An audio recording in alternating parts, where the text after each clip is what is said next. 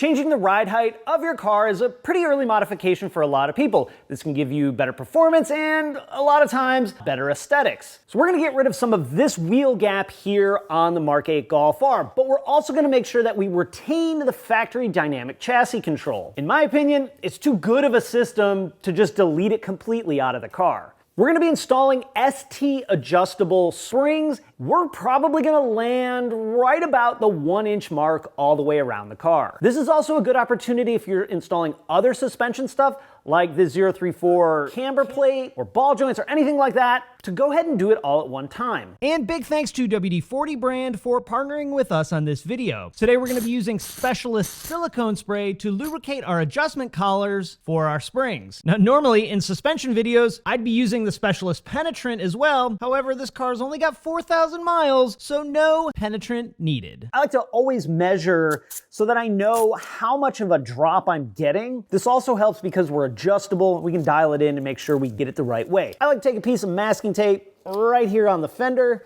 and then get our handy dandy measuring tape. I go from the top of the wheel as best I can and measure to the bottom edge of the fender. Now you're thinking, Charles, it's probably different if you measure here versus here, and you're right. That's why we put the tape on.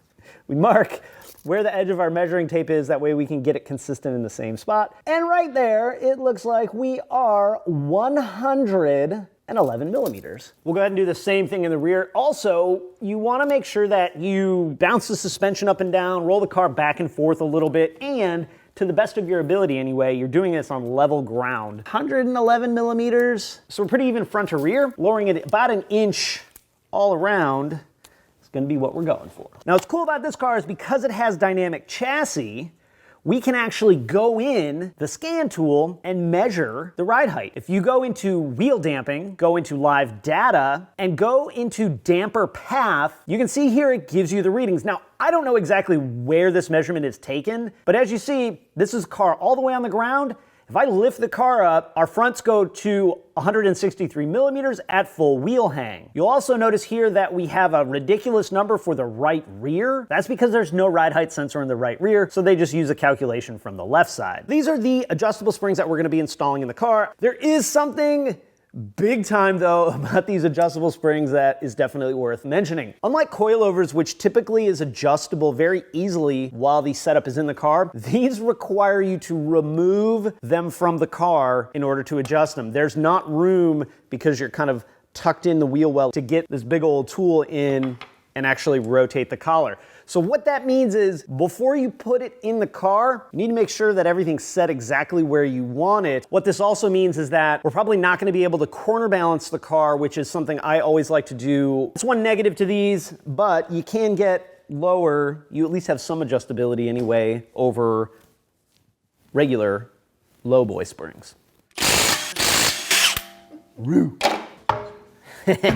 Here we go. Now, before I start taking this stuff off, I'm gonna say two things. One, you guys are gonna hate the way that I do this, but since we're just doing springs, I have found this is the way I prefer to do it. The most common DIY method is to take a 2x4, bolt it here to the strut, and use a floor jack and actually compress the spring. And what that does is that pushes the spring up and gets it out of the knuckle right here. I don't like doing that. I'm gonna do it a way that seems like a harder way to do it. First thing I'm gonna do, take off our ride height sensor, and they also use these goofy clips. Did I break it? Yeah, it broke. Well, that's cool. No longer serviceable is the proper technical term for that. And get this dang ride height sensor off so I don't break it. Also worth noting, pretty much every piece of hardware that we're gonna take off is technically one-time use. So if you're going in and just like lowering your car or whatever, and that's all you're gonna do, officially you should be replacing all of the hardware. We're gonna be going back in here a few more times, so I'm not gonna replace all that hardware just yet, but we'll probably do it once we've completed the suspension. We're gonna take off the upper mount to the sway bar end link right here. Also, while I'm here, we'll disconnect the shock absorber. Oh, I gotta pull this wire out of this clip. Right here. Then I'm gonna unbolt this bracket that holds our brake line and our wiring harness in it. Go ahead and put the 10 millimeter back in so we don't lose it. I'm also going to disconnect the wheel speed sensor. What I'm gonna do is I'm gonna unbolt the brake caliper and caliper carrier and swing it around and mount it up here to this bungee cord. That's gonna get it off the knuckle. Basically, it comes down to which way do you wanna fight these things. And come up and around. There we go. Ta-da! Next, we got our 3 nuts for our lower ball joint. Put my oh, they're dirty. That's why I never wear them, because they're always dirty. Try to be a good example for the kids at home. Ow, almost poked myself in the eye with my safety glasses. Danger glasses. Next, I'm gonna undo the nut for the tie rod end. Then we're gonna pop this guy out of here. So the reason I'm doing this is we're gonna actually take this whole assembly off. What that allows us to do is not have to take the shock absorber out of the knuckle. Let's see if this is gonna explode.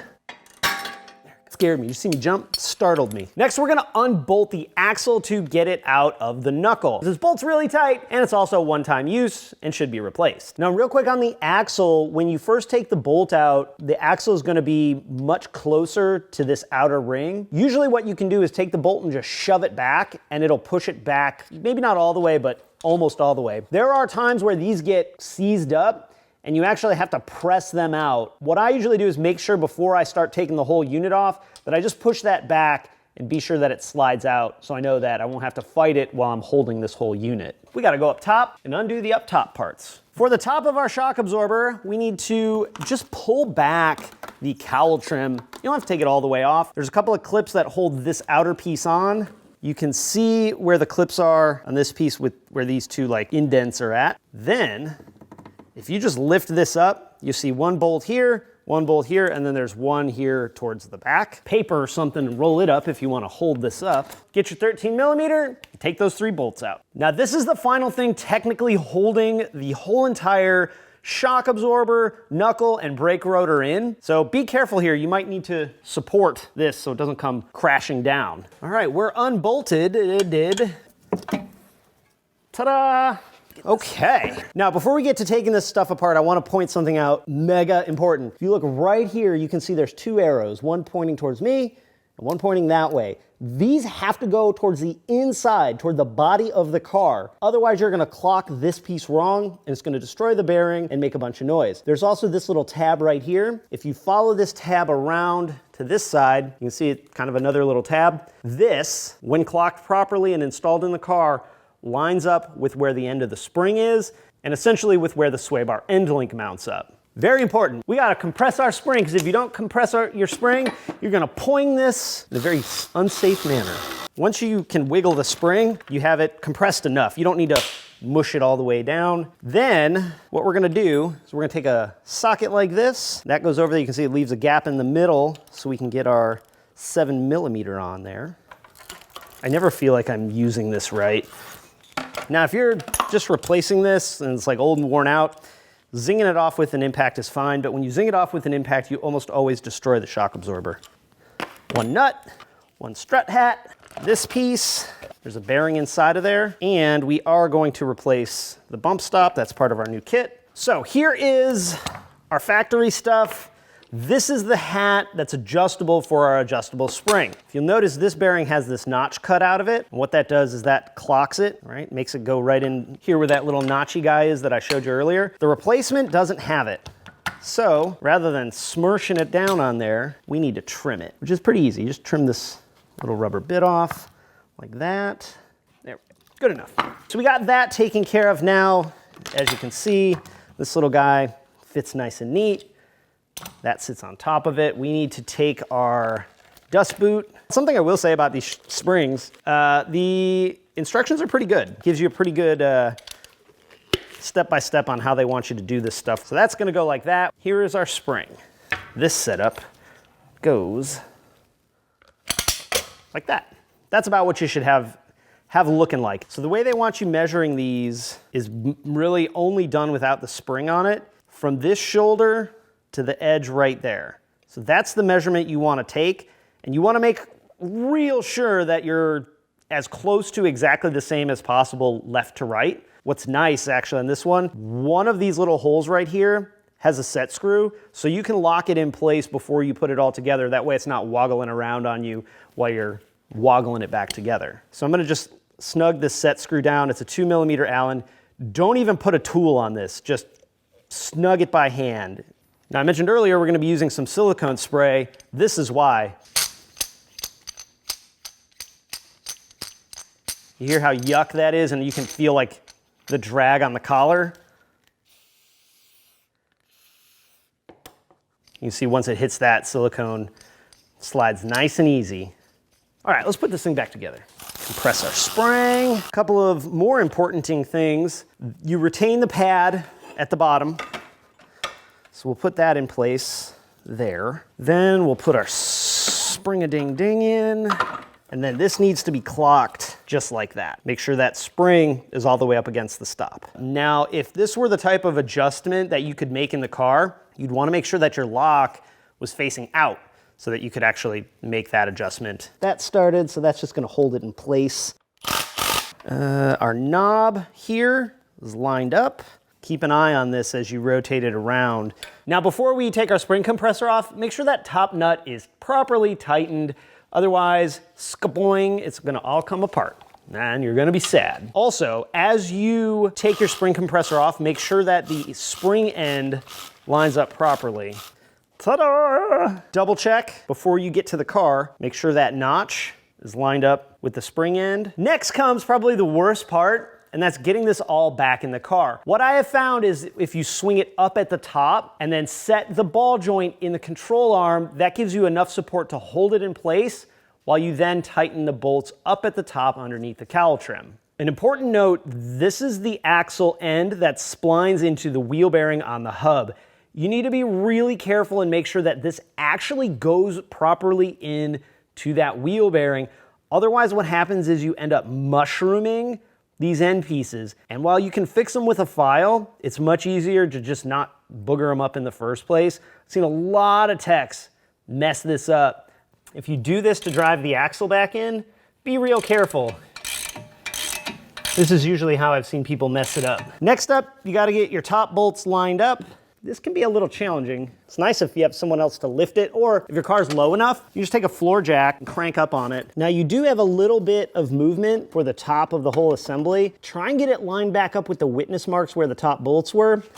Our paper out the way, get our cover back on, get our seal back on. Beautiful.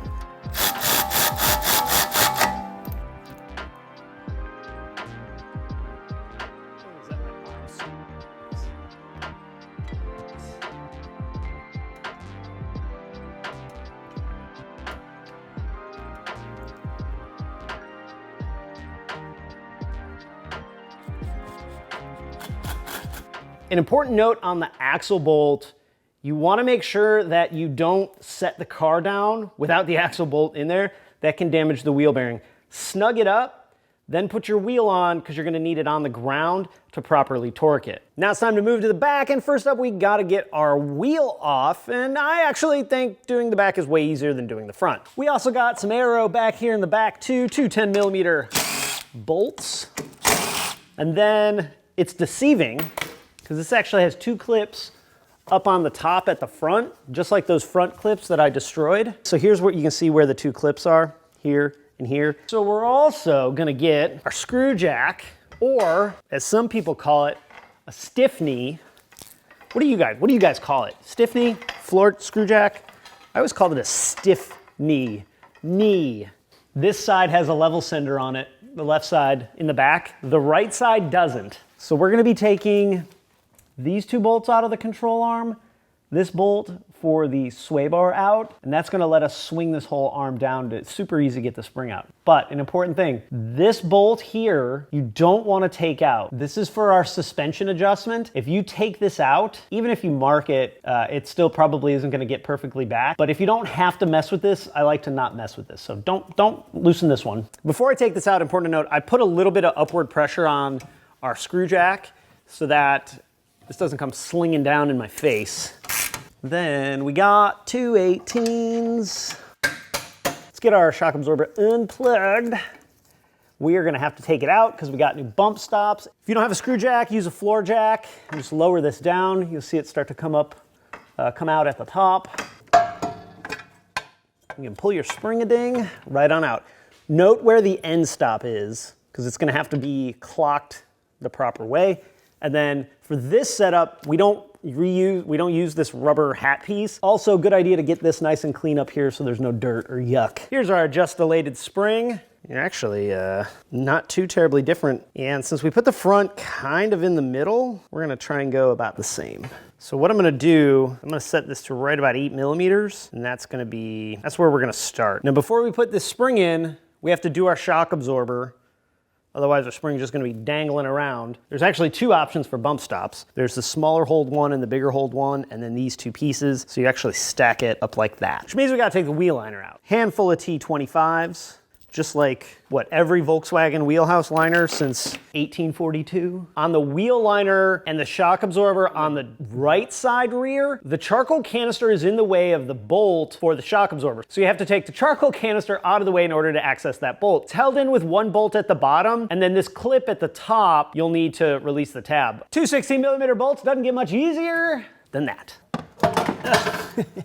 All right, here's our shock absorber. We have to pop this dust cap off. That reveals this sunken nut with this end of the shock absorber. Now, there's a couple of different type of tools to properly loosen this. I have a ratchet or a wrench like this that sits down in here. What I don't have is a socket that fits that. Do you guys have one of these sockets that you like for this setup? Because I think it's time. I think it's time to buy one. Take this cap off.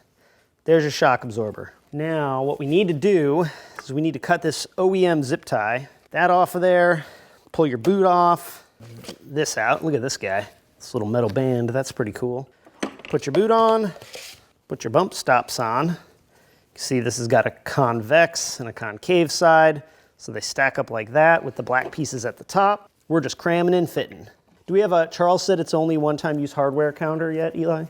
Pretty much any bit of hardware you take off is one-time use. Doing these jobs properly, very expensive. Put your cap on, get your dust boot guy back on, tie this back on. Okay, that's all. That's all you have to do. It's super simple with this one. Now back in. Oh, I had it right the first way.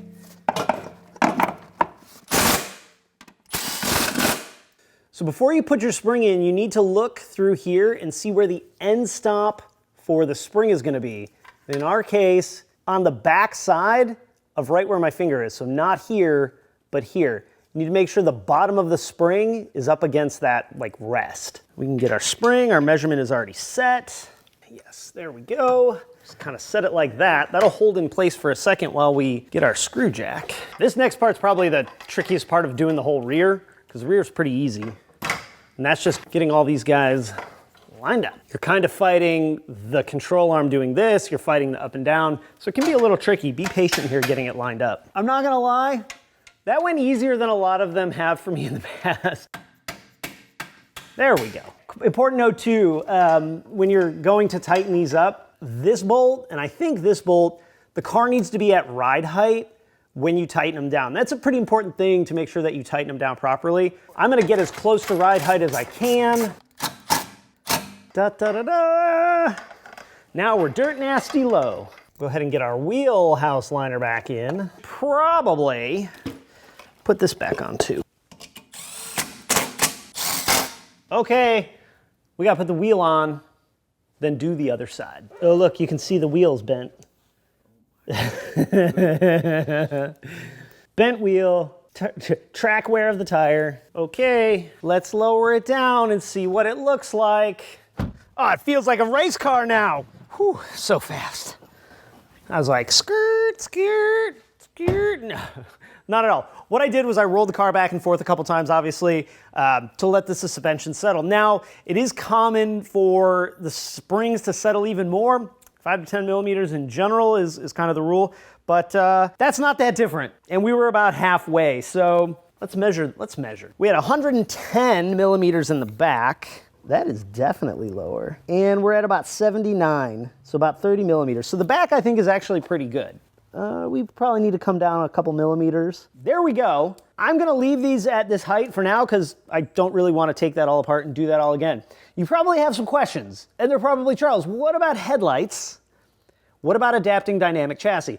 Those are great questions. Before we answer those, I'm gonna take this car on a drive so that I can see what it feels like before we do the adaptation. Then we'll come back, we'll do the adaptation, and we'll see if there's any difference. So, We've got the car lowered, which is awesome. Unfortunately, we ran into some problems that I'm gonna talk about in just a minute, but before I do that, a few notes on things like dynamic chassis, adaptation, and basic setting. If you're gonna lower a DCC car with adjustable shock absorber damping, you should run the basic setting, which is in address word 14, wheel dampening under basic setting.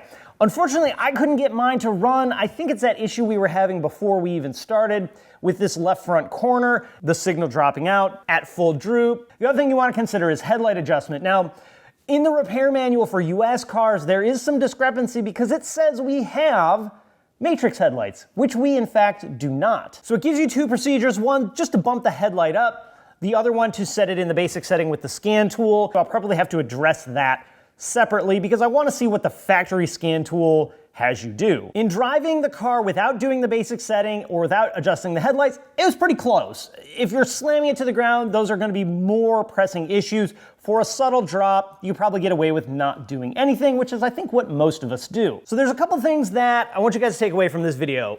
One, these adjustable springs are not ideal. Not being able to easily adjust adjustable springs, in my opinion, kind of defeats the purpose of adjustable springs. I can see no situation where you'd really ever be able to corner balance this car properly. The fact that the rear doesn't have a way to counter hold to make that adjustment nice and easy is not okay. I understand the design of the front, but having to take the whole thing out to make micro adjustments is a whole lot of work just to raise or lower the car by a handful of millimeters. The other big takeaway is be very careful and very deliberate on the items that you buy. One of the things that I wanted to do with these springs was install those 034 camber and caster plates. And unfortunately, if you rewind back to when we made that little cut of the rubber, we did that because the top plate of the adjustable spring was completely flat. Well, those plates require the bearing piece to have the notch cut out of it. And since our adjustable springs do not have that notch cut out of it,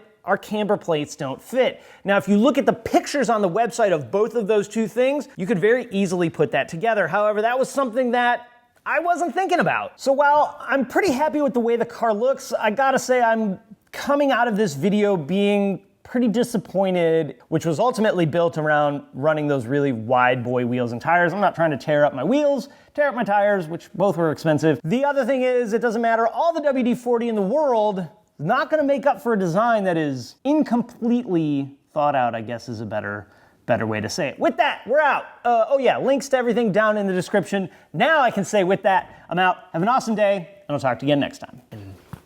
That was a big f***ing waste of time.